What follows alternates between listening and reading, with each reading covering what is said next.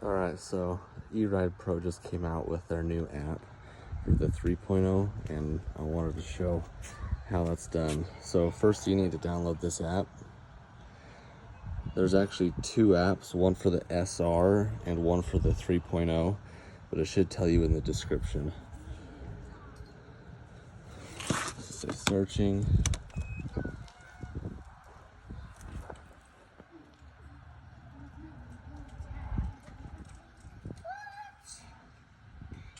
Take a minute. Alright, so it didn't want to load, so I hit this, and then this, and it pulled up. So connecting, and then it'll pull my bike up, okay? It's got all sorts of stuff. So the first thing I did was, let's see, I did preferences. No, that's not it. Behavior, maybe? Okay, so that's where I turned off the sensors.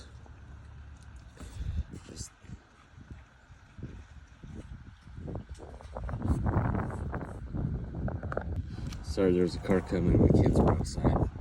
Anyways, I left this on the parking just because I have little kids that ride with me, and it's nice to put that on. Turn the parking brake on so they don't whiskey throttle it. So left that on, and then tune.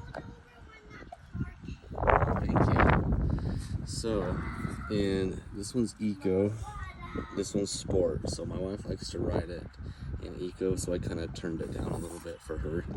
But in sport, I want this thing to go balls to the wall.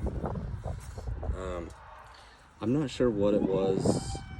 I think it might have actually been the acceleration curve was 40% stock, but I put it up to 50. I mean, you just click the pin and you move it.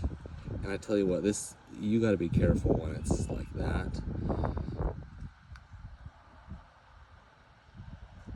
I kind of kept it a little more linear because my wife was like, whoa, like she felt like she was going to wheelie over, and it will wheelie in eco if you hammer down. So you can just play with it.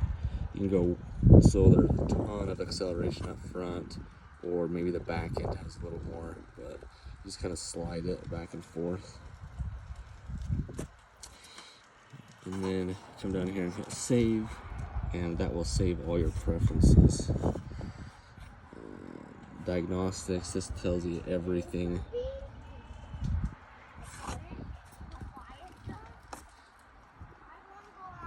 So it's pretty nice. I'm glad they finally came out with it. And then when you're done, you just hit disconnect and go rip it.